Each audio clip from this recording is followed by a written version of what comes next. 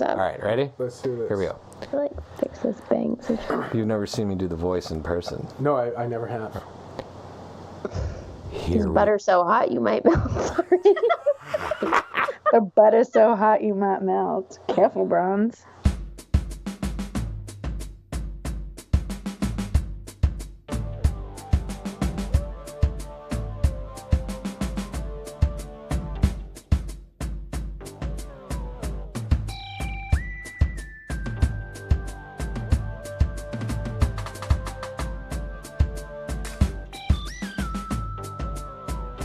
Here we are at the Friday Night Movie Podcast, where the microphones are always buttery.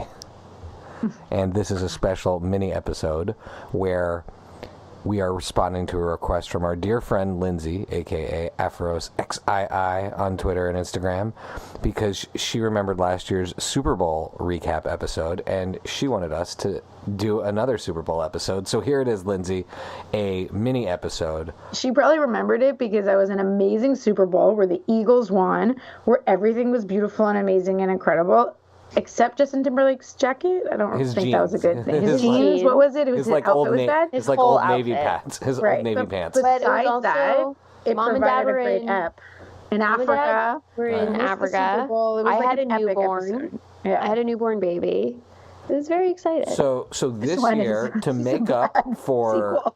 maybe the worst Super Bowl ever in its entirety, we have an amazing guest with us. We have our dear friend Mark, a.k.a. Bobby Buttons. I can call you that. A.k.a. Robert R. Buttons, a.k.a. Paul Bronson, a.k.a. Poe Bobby. And Mark is here as a representative of We the... assume that your guys are old friends with these, a.k.a. nicknames. Yeah. That's Mark. I actually was... Those are No, they just just made them different all up on the I spot. was counting recently that we have been friends for probably about 17 or 18 years.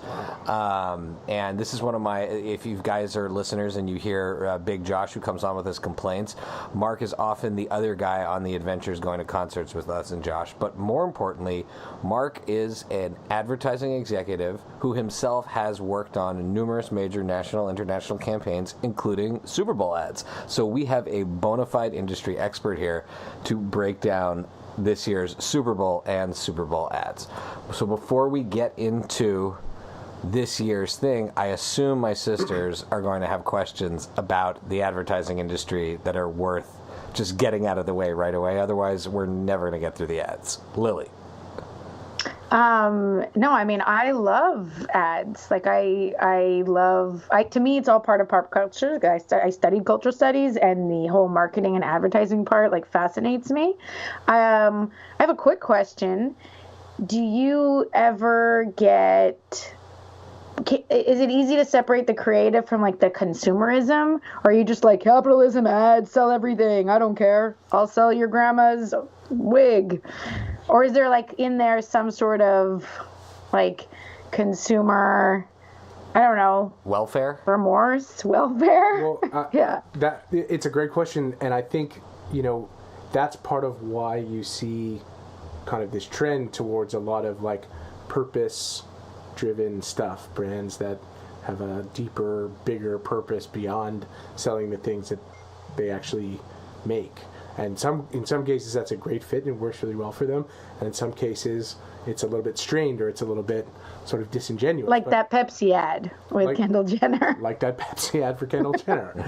Right? It was completely disingenuous. Off the mark. So, right. I think part of it is, it's funny, you have people in advertising, creative people, by and large very liberal people, that have to somehow reconcile that what they're doing is selling stuff and getting people to buy more stuff. So I think that's why you kind of get a lot of these ads with kind of higher purpose or that kind of thing. I guess it's sort of like if you can sell people on your identity and your values, then they're not just buying a product. It's more like they're aligning themselves with a company where they have shared values and a shared interest. Because I got to tell you that, the Gillette ad and the Bumble, I don't even know what Bumble is, but I'm like, I believe you. I am with you, Serena. See, I was ready to download it to be like, I'm with you, Serena. Well, you're married, so that'd be Becky's weird. like, I'm going to start but dating. I don't know what it is, but I was like, I'm just going to download it because I believe what she is saying, and I feel like we're totally aligned. And I was like, I don't know what this thing is. Should I like Google it first? And like, So let me You're use like going those on a as blind date by accident. let me use those as good examples because I think they are both trying to do that, and then it was interesting. You know, you had the Bumble ad, and then you had Gillette ad with like actually a lot of controversy around it. Really? really? Why? Right. Because Well- we like toxic masculinity and we don't want to get rid of it? No, but I think to me, so let me first, I feel like this is, I'm about to dig a very deep hole. Let me first say that I agree with the message of the ads. I agree with what Gillette is coming out there, and I agree with that conversation about masculinity, and that's a important conversation to be had. And this is coming from two guys can vouch that we do not fit the classic definition of masculinity in any way whatsoever. Fair. I identified with all the kids running for their lives from the bullies in Gillette ad? the Gillette ad. Right. But I think, you know, it's interesting because the Bumble ad, right? This is a dating app where women make the first move. That's the whole premise of it. Oh, that makes sense now. Got it. Don't wait for someone to tell you have power. You've had it all. Got it. Okay. Right, and so it is Yeah. empowering in that way, like to the person who they're hoping to download this ad. That's kind of a great empowering thing. What's interesting on the Gillette side of things, and again, I'm really supportive of the conversation. Just think about how they did it, which is actually a little bit different. Because when you think about it, especially in contrast to the Bumble ad, it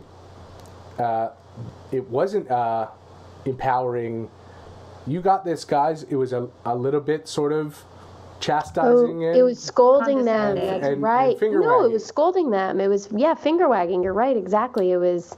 But with the right message. It was quite negative. Right, but everybody As a can baby, agree it's like about a it. Woman, I wonder maybe if that's why as a woman I really responded to it because I was like, someone needs to like Right, yell but at them. again, Right. right, Get but into again, trouble. it should be for them, not us, in the sense of like it should be able to get a good reaction from them. They're the ones that have to do the big changing. So let me throw another variable into this part of the conversation, which is I have been a loyal Gillette customer. I think it's like they're the best razor. since the Mach 3. Mach So 3, the yeah. Mach Great one. 3, and now I use the Fusion. But there was a brief period where, because of my podcast listening, I tried out Harry's razors, which were cheaper and supposedly German engineered and all that stuff. And honestly, they're the worst razors I've ever used in my life. And every time they touched my face, they either sliced it in half, it was so sharp, or you had to You don't have German skin. press it against your face. You're not the right stock for those kinds of I razors. couldn't get the right angle, and eventually I just canceled my subscription. I went back to Gillette, and my face isn't. I stopped shaving because of Harry's razors because. So what you're saying is, So They're not the sponsoring product this also has podcast. to stand behind the ad. So Like, no, you what I'm can't be saying a is shit that product. I was going to use Gillette at this point based on my physical experience either way. But now that I saw that ad, I'm like, oh, I feel really cool about being identified with this brand because they stand for also- a message that I agree with without me being able to really Right. comment on I that also feel or like understand there's the a technical difference. aspects of that ad. I think Mark, it's weird to call you Mark, but I'll just call Yeah, you I Mark. know. No. Represent this professional podcast. Okay, We're on I the guess air so. here, guys. Hey, you. I feel like you're absolutely right. I think I see that what you're saying about how the message is delivered, and they were on point with the message. The controversy of how it was delivered, is there, and that's fine. But I also think what was great about the ad is that it didn't seem like how much the Pepsi one, drops the ball. This didn't. It seemed like Gillette was sponsoring a message, and they weren't hawking you razors. So how do you that's a huge how do you difference. how do you analyze the brand loyalty that I'm talking about from that experience of using it, and Lily's point about not necessarily selling razors, or were they really just selling razors? Well, so they've always been selling razors, and in fact, they've actually, up until now, been selling razors with toxic masculinity. Right? The famous line, "The best a man could get," right, used to always be a kiss from a woman on a freshly shaven face. Like that was yeah. if you just think about the Well, they tropes. show you the That's so previous. interesting. As the ad starts, they show you kind of like the previous message. Right. So are they sort of saying like we're culpable in creating this I don't think they're I don't know. culpability. I think they're saying we're changing. No, they participated in the creation of that gender identity, of that like very specific toxic space, right? Like they're not responsible for it, but they certainly profited off of it and participated in it. Yeah, that type of stuff. And it's not just Gillette, it's all kinds. If you think about brand, if you think about all the advertising we grew up with, right? That is Oh my God, the Marlboro Man. Right, everything, beer ads, everything. That crafted a kind of culture of masculinity, femininity, the norms that we kind of are really butting up against now. And so sorry. Yeah, you go. In your work and in the work behind the scenes, do you find that brands, like, I don't know if you can say this, but brands want to get on message and get on board because they want to really do good for society, or they're just like, oh shit, now we have to be all politically correct to sell this, so figure out a way, Bronze, sell me this in a good message. So and that's how Pepsi happened. There's two things that are happening, I think. So one is I think genuinely the answer is often yes, but then it becomes a question of permission. So I think a lot of people, a lot of marketers, a lot of people that work in ad agencies, are kind of open-minded, liberal people, want to do progressive things, right, and are butting up against, right, the realities that they have to deliver sales and they have to deliver that kind of. So I think yes. Let me use Gillette as an example in another way. They had to do something sort of drastic. Like, if you think about where they were with sales, profits, all that kind of stuff, they're in a very tough position. Year on year, they've been losing market share in sales. Year on year, they've been losing profitability. So basically, right, a brand helps you do two things. It helps people recognize your product and be aware of it and buy it. And it also helps you charge a premium for whatever it is you're selling, right? You have a sugary soda water, that's 29 cents. When it's Coke, it's $1.29, right? And it's the same. It's the same stuff. So razors are expensive, for God's sake. Well, right, but that's part of the brand name. It's really the same stuff, and so Gillette has been kind of dropping in both cases. They've been giving up market share and they've been giving up profitability because of competition like Harry's razors, and Dollar Shave Club, all that kind of stuff. And so, they were sort of at a point where it was in their benefit as well to become more relevant. They had to change the conversation somehow. But that's not to say that there's not good people that work there that believe in this conversation. Right. A question is, A, what kind of permission do they have? And then B, how do they execute it in a way that made people feel motivated and good? So this is a great jumping off point for talking about the Super Bowl, because here we got a question when you talk about paying for a premium of something. We're talking about premium, the biggest premium for an ad in the world. Yes. Simple question. Why do a Super Bowl ad when 1 million people can watch your ad on YouTube and other places as well? Okay. So there's two things. One is 1 million people won't watch your ad on YouTube. They won't watch it. They won't be into it. They won't. They won't actually. Doesn't the Super Bowl have the largest TV audience on any given day? Has the largest. Right? Yeah, exactly. And so this year, a Super Bowl ad went for $5.5 million for 30 seconds of time. For 30 seconds. Exactly. Oh my God. And so there's two things. Like just as an example, when we were growing up. And I'll use the U.S. as a market because we didn't grow up in the U.S. But when we were growing up, because our market doesn't count. When we were those Scotiabank insert ads in the Canadian broadcast of the Super Bowl, massive. But just okay. Think about what's happened in media since that time. So in the '90s, in the mid '90s, if you were going to run an ad on an episode of Friends, right, you'd have an audience of 40 million people. Today, it's basically impossible to get even a fraction of that many people. Right. Nobody's watching TV live. Exactly, and they're not watching. So there's two things. One is the scale, like how many people are actually going to see it and pay attention to it and watch it, right? Because people actually, this is one of the one event kind of viewings where people not only see the ads but watch them.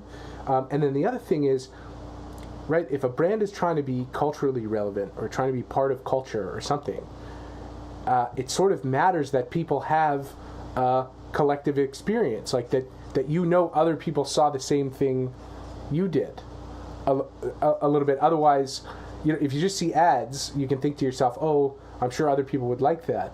But when you see ads and you know that everybody else has seen it at the same time you have, it's a bigger cultural experience. Well, that's why now when you put a video on YouTube or Facebook, they give you the option of, do you want to send out messages to make this a viewing experience? Mm-hmm.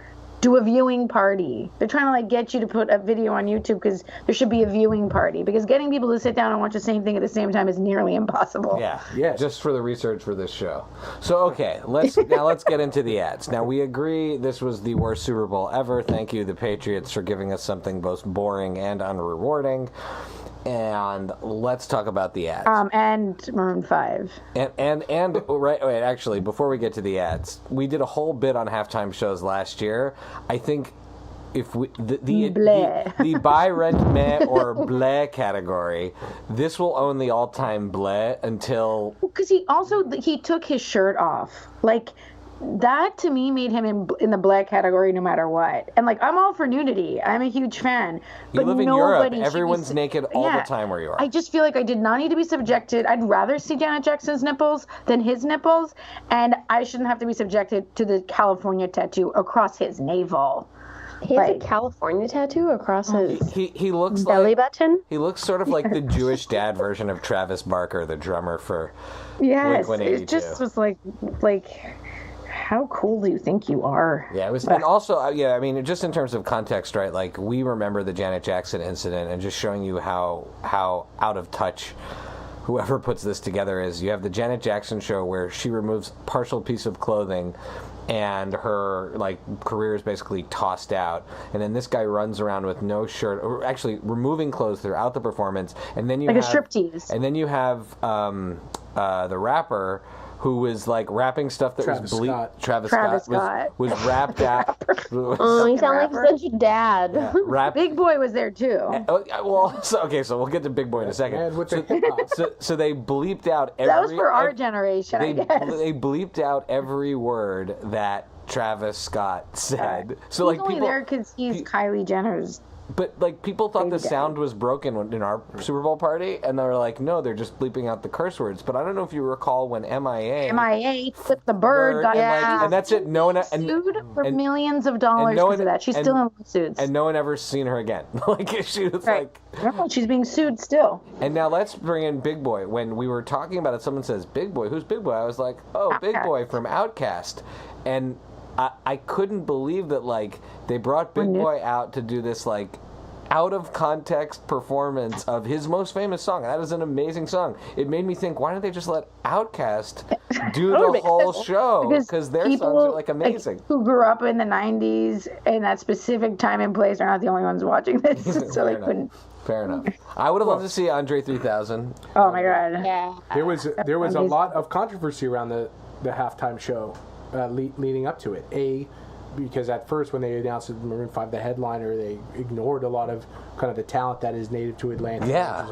But and then also, there are people who are taking a supportive stance of Colin Kaepernick and sort of didn't want to be in boycotting the NFL for all intents and purposes. And I would add that I really don't like when the NFL does it in one of these cities. Granted, they don't do the Super Bowl in every city, so it would be not fair. But I remember the year they did it in Detroit and the Stones performed. I love the Stones, but how do you do it in Motown and not have So what we're saying is the NFL is perhaps out of touch. Yeah, perhaps at not. Least in terms of their does not have shows. Their finger on the pulse of society. Yeah, perhaps. Okay, I think Gaga and Beyonce should just alternate years. That also works for me too. I think that's fair. So the best tweet that I heard around this, and this was sent to me by Big Josh himself, and I'm going to pull it up because it deserves to be like... When did we start calling him Big Josh? Am I the only one that's not unclear? That's what we call him in my family. Kids, all the kids call him Big Josh, because as if there's a little Josh. You don't even have a little Josh. First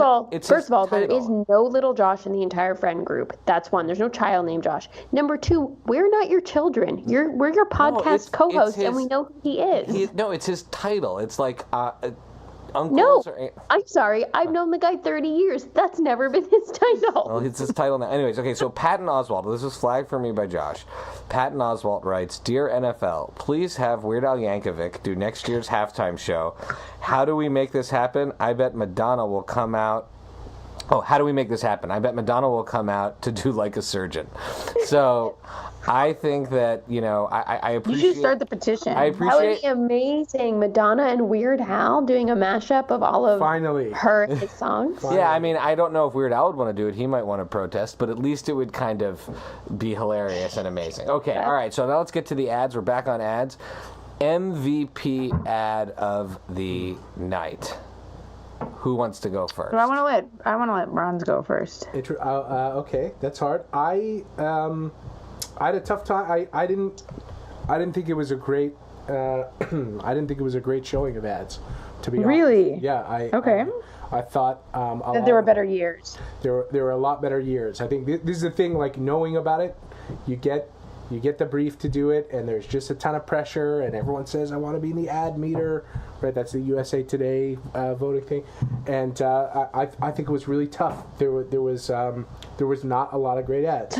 So there's no MVP for you? I don't know. I thought the Microsoft work, I don't know if you saw that with their accessible kind of gaming. Oh, yeah, that was a very good ad. I saw it was that they just went for it. They weren't afraid to I like that one too. Tug at the heartstrings, and you did. I think it did do a great job giving people a better feeling about Microsoft, or give people a great feeling about Microsoft. But I don't know. I had a tough time. I was very intrigued by the Bud Light Game of Thrones. Oh, I can't. I'm so done with Bud Light. I'm still done with anything where Bud Light. Other than the fact that someone lit all of Bud Light on fire, I'm trying to figure out what's good about that. Every time the Bud Light Nights come out, I lose my mind. I'm like, bring back the Bud Bowl. Right. Okay, that's fair. But then, so I'm talking specifically about one ad, right, where the Bud Light Knight gets killed by the giant from Game of Thrones, and they use it in a co-promotion to announce, right? This is the first time it's been announced when the next episodes of Game of Thrones are going to be on the release HBO. date. So that's at least bold, and I was happy to see the knight get killed. What, right? I like when they use celebrities with a purpose, like when it's not just for the celebrity factor, but like it makes sense for that celebrity to be in it. Do you know what I mean? Like Michael Bublé. Oh, yes. Or maybe that should fit in the Bublé category. I'm referring in a good way to the one where Adam Scott appears in it, and it's like a boring financial ad, but they try to make it like really cool and sexy and fun. And then Adam Scott appears, and he's just like, to me, because of his Parks and Rec, he's just like such the nerdy accountant guy. That was the Mint.com. I truly hated that commercial because I hate that company. But I do appreciate them using Adam Scott in that way, as opposed to celebrity just for celebrity. I'm gonna say, I said at the beginning at the top of the pod, Gillette. I don't know what Bumble is, but I'm signing up for it because I am following Serena. Gillette, to be clear, Gillette wasn't a Super Bowl ad, but it wasn't. Okay, but anyways, I thought her ad for whatever company, the Serena Williams ad was the winning one for me. I also I give Pepsi some credit. Yes, the one they did for this was funny. Just to say, that happens all the time, right? Is Pepsi okay? Like when somebody asks for a Coke, then your server says, "Is Pepsi okay?" And that's how they open the ad up, saying, "We know that's what happened." And then they say, "Of course it's okay, right?" Steve Carell comes out, and it's a thing. I thought anyway. That's at least insightful and brave to be able to admit that. Cool. Yeah, a little meta. Lily, who do you? I don't know. I'm gonna pass. I don't know. For your I need to MVP? see That's more. sort of how I felt. Also. Well, mine in the experience of watching it, like as the night was going on, I really loved the Doritos one with Chance the Yeah, Rapper right. and the Backstreet Boys because Right. honestly, I was barely paying attention. I was like, Doritos, they always have fun ads, and I love that they brought the Backstreet Boys out with like on that plane, to like as if it was the 2000s. But then I rewatched it and I was like, this is a stupid ad, so I didn't like that. The other one I really liked in the experience was the NFL it was like the NFL honors dinner, 100th anniversary. and like the guys are all like basically have a schoolyard football match, and they destroy the ballroom where they're watching. It was kind of silly, and again, the NFL is out of touch, but I enjoyed the silliness of it. But those were probably the only two that I really liked. All right, least valuable player. Mine. I'm going to start with any Mint car because- commercial. I have one that I hated so much. because I don't like Mint, because Mint as a company, like they sell you this thing that they're going to help you save money. My MVP is the Stella Artois. I don't know why. Yeah, that's the one. Duh. Okay. That's the worst. Your LVP. But you No, also just interrupted. Sorry, Oh, no. your my MVP I love Lily's the- brain is. Oh, we're gonna have to get into it in a second. I love We're that. going. We're I thought going that to was get into it. Yes. We're going to get into it. So Furious. all I'm saying is, Mint as a company is essentially like they tell you they're going to help you save money, but all they do is ask you for all your bank passwords and just read back to you all the things that. Well, here's a good example of me not even knowing that brand and being like, "Oh, Adam Scott, you're cute." But that's nothing to do with the commercial. You just don't like the product. No, but the it's commercial not was a also product super review stupid, podcast. and I was like, I was annoyed that Mint was No, but- even in this realm. But that makes it's a huge difference. That tells you if you don't like the product, then it's just. By the way, there's no I use point. Mint and I find it very helpful. By the way, because I use it properly. So there you go. I absolve Bronze from having to say his least favorite because he's in the industry. I'd love to tell you. Oh, okay. Well, I don't go by Bronze in the industry. Oh, okay. Took all the addicts. He goes by Robert R. Buttons. I thought the. I'm gonna be looking him up on LinkedIn, Robert R. Buttons. Exactly. That's Robert B. Utton, Vice President Advertising. I thought that Burger King Andy Warhol ad. Oh Was just, God, that was terrible. they should have just lit the money on fire. To be Yeah. honest. That was awful. I saw that piece at the Whitney over the holidays. I went into New York for the day to go see the Andy Warhol exhibit, and I saw that piece, and it's just ugh. That's not what Andy Warhol meant, and he's really all Really? about 'Cause- commercialism and pop culture and everything. But that's just not good. Because I eat my burger kind of that way too. I like to dip my burger in the ketchup, Okay, so I identify with once that. again, Shy missing the point.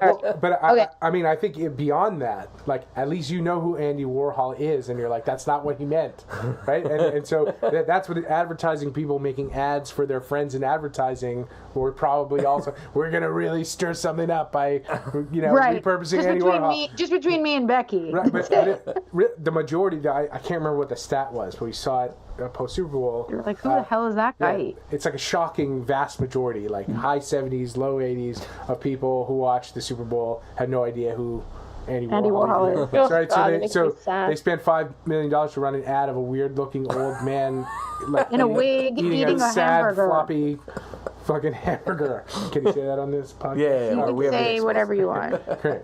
We're not gonna bleep you out like Travis Scott.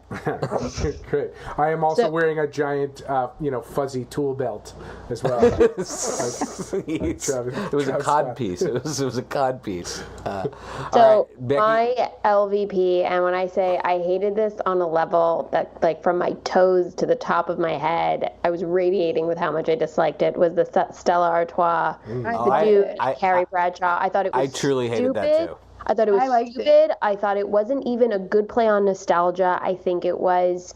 I thought it was a great play on depressing. nostalgia. No, I thought it was so depressing the way that they sell that whoever owned the rights to the character of the dude, and then it was just sold thought it was out the whole meaning of him. I think those two characters are so Can I finish? finish? And I just thought it was. I thought when you talk about, just the use of celebrity for the use of celebrity and it has no meaning, that's exactly what that said to me. Whereas I thought maybe, Browns, you can chime in on the strategy. I thought it was so great the way they released the trailer for the ad, and people were like, what? There's going to be a new Lebowski movie? And when I saw it was just an ad, I was like, you geniuses. You mother effing geniuses. See, this It was is such a bad commercial. This makes me think of last year when they did those Crocodile Dundee 3 teases. And then it's just it was just a commercial for Australia. I love and that. I'm like, Also, I'm never going to Australia now. Oh my I God. love it. I If you can literally trick was going me, to sleep if the you- other night, and I said to Vlad, hey, Vlad, when's that Crocodile Dundee movie coming out with Danny McBride? I'm so confused. Is that coming out? When is that coming out? I still think that's a real movie. Is that not I a real thought that was movie? brilliant. I love that. No, it's just a commercial. Ugh. So But like, how smart are they that they got you in our day and age? Because you can't get anybody on anything. 100% thought that was a real movie and was getting annoyed because I didn't know when it was coming I'm out. just gonna defend that for 1 second before Bronze chimes in and gives us the real, we're right or wrong.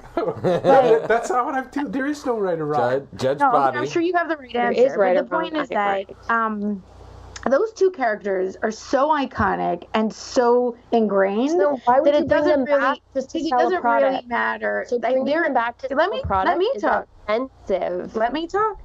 I think they are in on the joke. No, I Like, think they're in it's- on the money.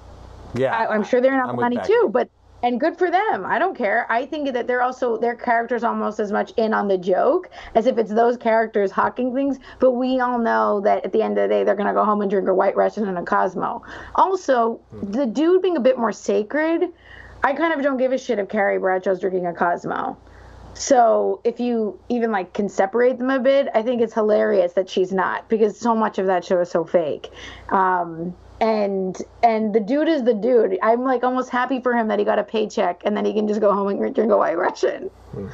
That's a lot of not who the meaning dude is. That's a lot of The dude meaning is- in yeah. story. No, to the catch dude- that. He's Okay. dressed So- far too nice. I think that was one that ad really caught my attention in the Super Bowl, and I agree. I don't think it was executed well. I see why people didn't like it, but from an advertising strategy point of view, it's really interesting. Stella is, all of their ads are all these over the top quality kind of ads. A guy derails a train in order to be alone with the Stella, or a guy, lands a plane in a field in order Very to cinematic. Right? So you have this. So it's kind of this quality. So the idea, right, that the agency was probably going for, is basically to say, this is a beer so good that it's worth, giving up your signature drink over. It's a good concept, sure, fine, I get that, but I thought I agree, it was so missed the mark in how it was produced. Well, the other thing which maybe went unnoticed was in between those two celebrities was the most interesting man in the world from the Dos Equis ads. Oh, really? It was right, and his line, his catchphrase or whatever you want to call it, was I don't always drink beer, but when I do, I drink Dos Equis. So it's just kind of this really interesting. I'm switching it up. You got the Dos Equis guy, and then I'm switching it up. And again, I think it's kind of too inside baseball. Too many advertising people took for granted that everyone's gonna kind of see that and have it brought home. Think of them as selling out or whatever. So now we're gonna close our discussion with one of our games. You're gonna play one of our signature games. It's called Buy, Rent, or Meh. Yeah. You get we put three things in front of you. Okay. And you have to decide which one you're going to buy, which one you're going to rent, and which you're going to meh. And the categories come from when we were kids, you would maybe buy a movie on VHS if you really liked it. Totally. Or it was just a renter. I've listened to this podcast before. I get the game. All right. But it's good for our listeners who we haven't played in a while. Kind of like the ad guys. We assume it's not just inside baseball. So we're going to do some. But I appreciate that your rebuttal of, I know this podcast. Yeah, totally. Buy, rent, or meh, everyone. We're going to do a food category. The food category is Doritos with Chance the Rapper and the Backstreet Boys, the Stella with Sarah Jessica Parker and the Big Lebowski, Which apparently is the most controversial ad. and the Burger King entire Eat Like Andy. Go. Buy, rent, or meh. Which one of these?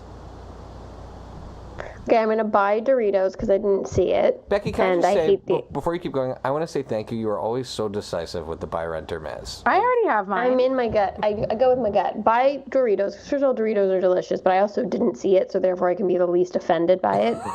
Then I'm gonna rent Burger King because even though it's a terrible commercial, I do like the hashtag. Hashtag Eat Like Andy. Even if you don't even know it's referencing Andy Warhol, I think it's just like a cute hashtag, even though it's a terrible commercial. And I'm going to meh to the bleh, the Stella one, because you already know how I feel. Okay. Lily.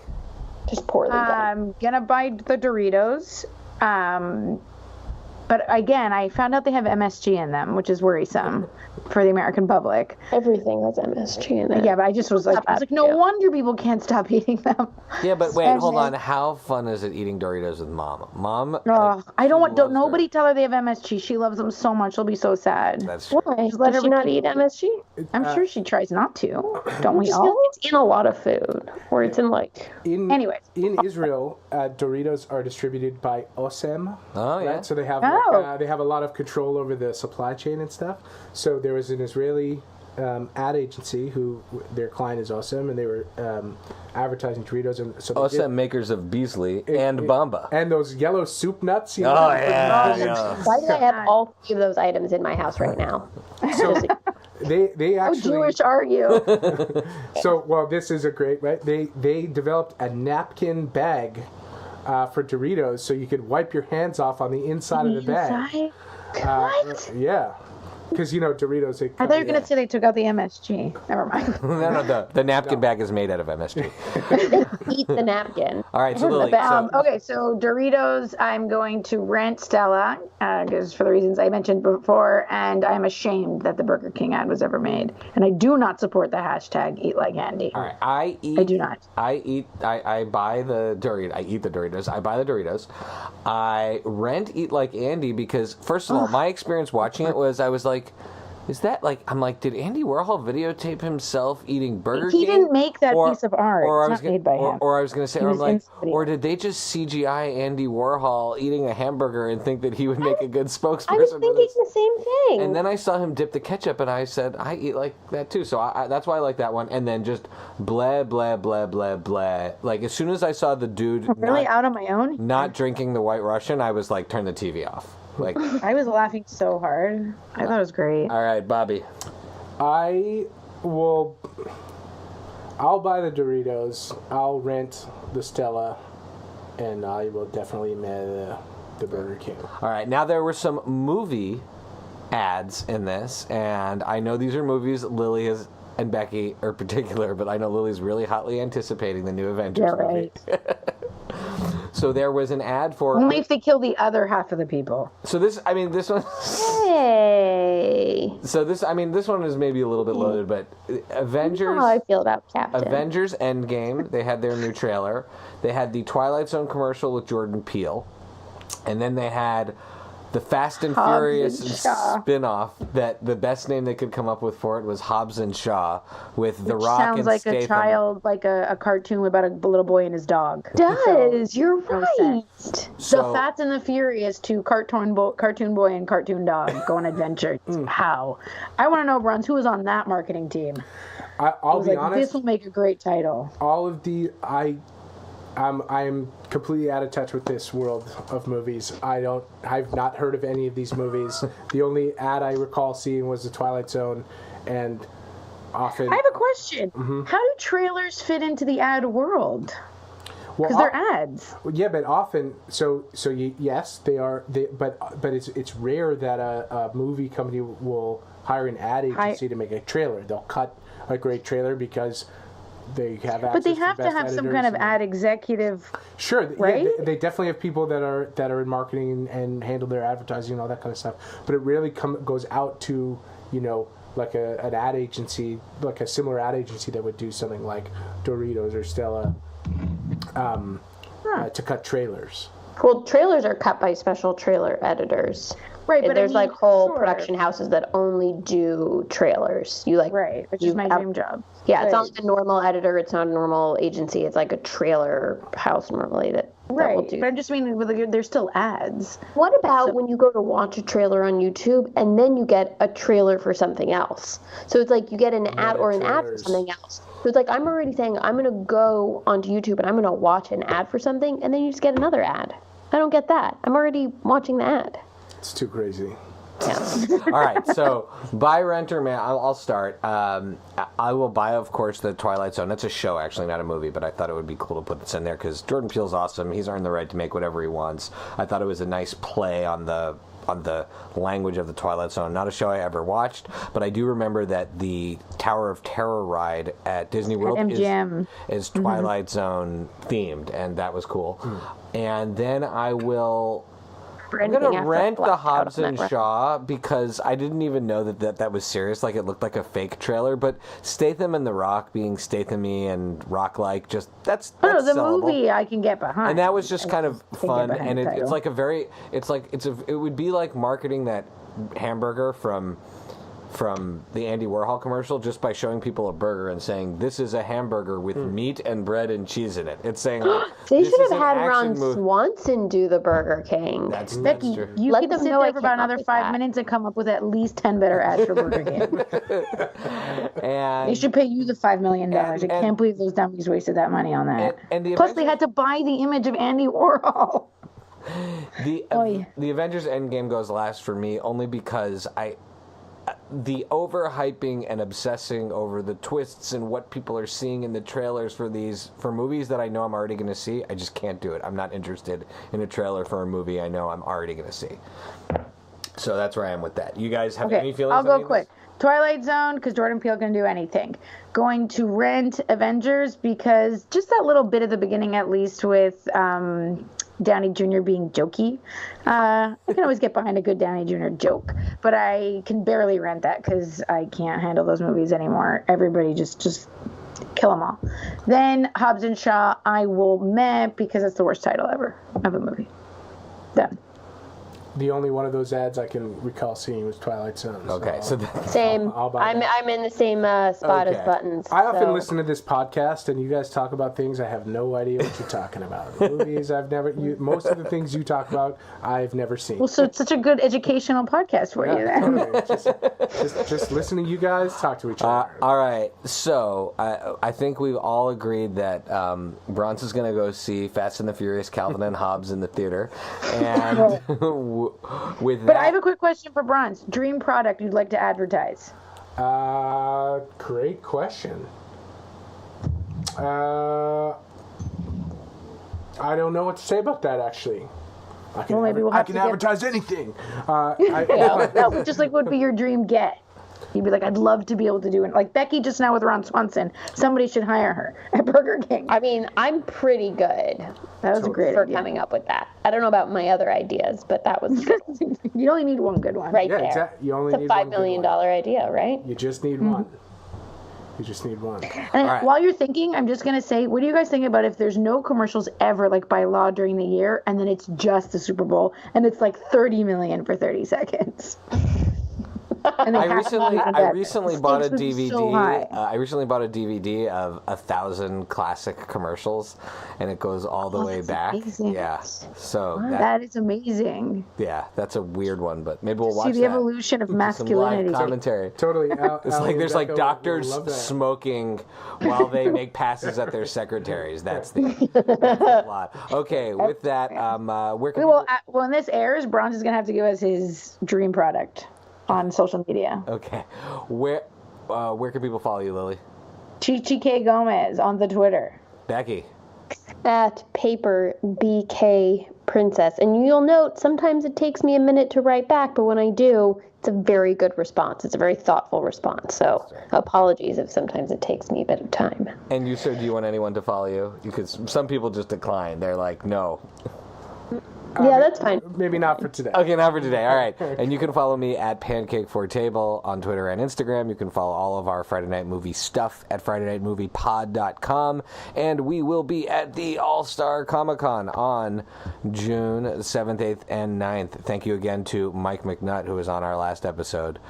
We are thrilled to be part of the All-Star family. And with that, the music of What Does It Eat will kick in, and we will dance. You gotta dance. It's not really kicking in. I pose. Because Shy doesn't have the technology yet. Yeah. The technology hasn't been made yet for that to happen. That's okay. Thanks, guys. Bye. Bye. Good to see you guys.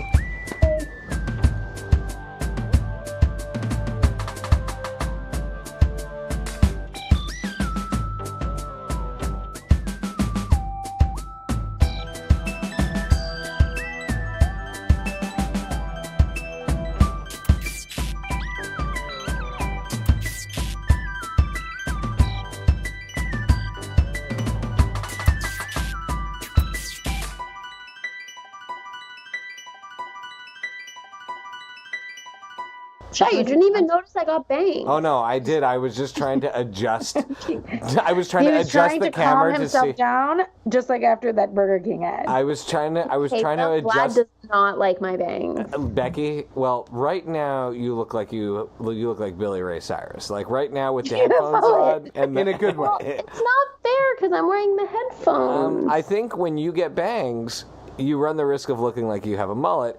And in this Oh no, I got a mullety haircut to go with it. Okay. Yeah, definitely got a mullety looking haircut. So- Sorry. I don't know. It's a mullet. Oh yeah, no, it's not like super mullety. It's more just like a little bit fringe. So I think that Yeah. objectively speaking, you look awesome.